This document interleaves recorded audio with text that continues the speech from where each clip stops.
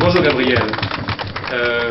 Est-ce que tu peux nous raconter comment tu as choisi le métier de sculpteur sur bois et comment tu es devenu un maître artisan sculpteur?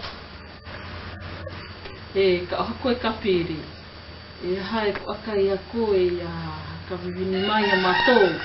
Kiihapaa hakatiki io ai koe tuhuka o tēnei hana o iho i tēnā hakatiki.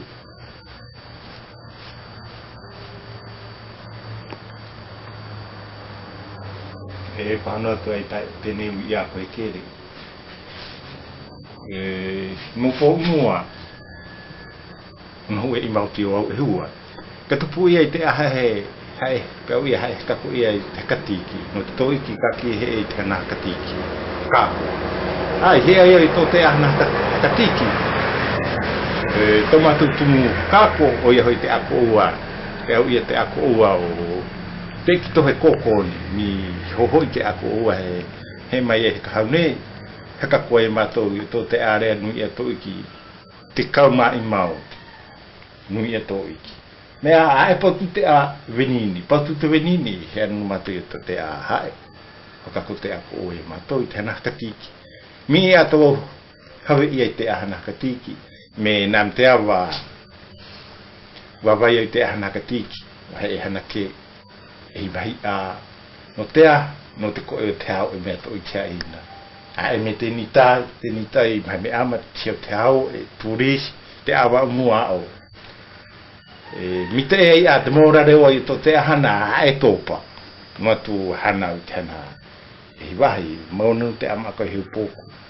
Menu i te whiruri e hiu poko no te hana âkau. Si tu hoa te hana âkau. Me profession hopu koe. Ai tai te hania, ai o koe vivini, koe to koe vivini. Me a ka oko i au te maua i te ni hana hakatiki. Iua ua i te tō koe koe me hana i te hana hakatiki. E o pau tō âkau e. E pe ona koe, nhuma ima e hua o koe, timutai koe te hana hakatiki, ai? I te awa o mua, e ha te tauha ina. Te awa o mua. E pahonoa i tēni pahono i a koe. I te awa o mua, pēu ia, ahe mea tēni maisi. Ahe mea maisi. E heina me hana. Pēu hui te Ènana. Tuka tātā. Mai o wharani, ae vini ki te a. Me mahai o Ènana. Pēu ia, e tuka tātā. Tamahi po âkau. Tamahi po âkau wau o. Wau o tēni tau hei mai ane tuka tātā. Pēu ai a koe, e kai hei nā tine e pau e ua a. Ana i ma a e. Ae nā te maisi. E ua a te apa. I haka menea. Me hana nui. Pēne. Tēni tai. Toana koe te a maisini. Tēni me mau. Pēu ia, tamo hi porise. Kubu koe ia. Ei mamniti upa. Ai. Te hakatu. Kahana hakatiki umua. Na te ima te mea potu ai na te maisi. Tēnā uia. Hakaki te mai tako e Haina. haina hakatiki. E aha te apoa ia te haina. Pau te haina, ok? C'est une seule question pour moi. Ok, tu me dis. Hein? Gabriel, est-ce que tu peux nous expliquer quelle sorte de bois tu utilises d'où vient ce bois et quels sont les outils que tu utilises et aussi combien de temps il te faut pour finir une pièce de sculpture. Kapiri, hakakite mai koe hatutau hakatu âkau a koe hakakite nei, hakatiki nei, me hea mai tēnā tau hakatu âkau a koe hano nei, a hakakite mai koe tau haina, me hea koe hakatiki uka hua tau âkau, a tii ia ko aka ia koe ia pe au mai, e hia oa ia o te awa e pawai e tai haina. Ke awai mātau ia, mātau hoi te Ènana, mātau ka hakatiki, te âkau. Ta mātau âkau e hana nei, situ e tō, ako e aimi. Ia ia ta mātau âkau e hana nei ko te ahana haatiki.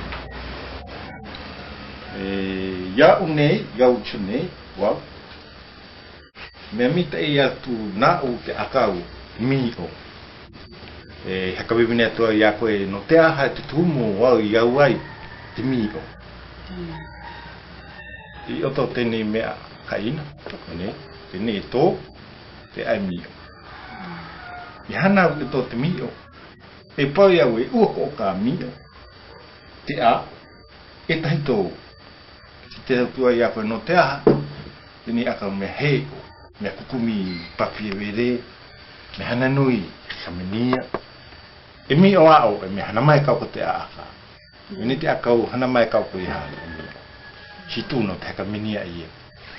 E ke ina, ia ia te tō hia o koe o. Ma o ka oa e mi o ta ua kau, i maki o koe me hana. Me mea he mi o, i hohaka koe hana i tō. E ui e na koe ti tai ui ia mi hata matu akau ko aka ai. E toa whenua mea nui te akau. Me, ti ohi ia a, e nā pia pāo, e nā te he akau pē. A he mea e nanu i haka ua. O ia te propere muka ua o ti. Ne ia wai mua. Maka, tō maka teina. Me hanai uka te ai hakatiki, te mea te hae te tiki. Peo ia te ni mea koniho. Tēne koniho te numera ono. Na ia e mea e hakatiki e tore te tau mea kakau mea rawara te itiri se ia te hakahana i e tēne. Oni te mea hakahana ko ia numera e ha. Numera e ha, numera e tō, numera e ta. Ia, oni e te numera au.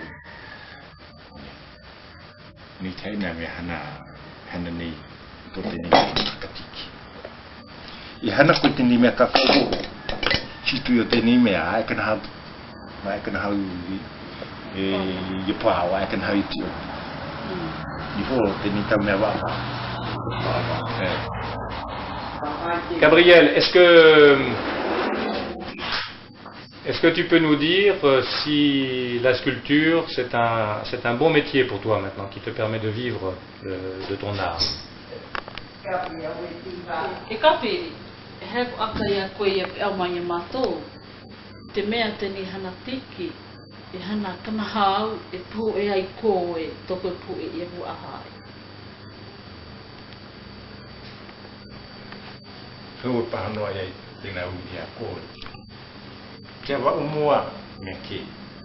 Ai mea ke te pū e ia te a.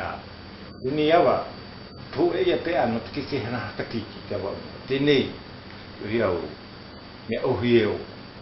Mea a pa oro mai koe e ono mea ama. Te au pū e pū. Mea a. E tō te are a ono mea ama. Hei te espo. Auna hau hua te ka ako. Ne, pa oro ai koe e ono mea ama. Tēnei taimea. Mau pāo. Mau.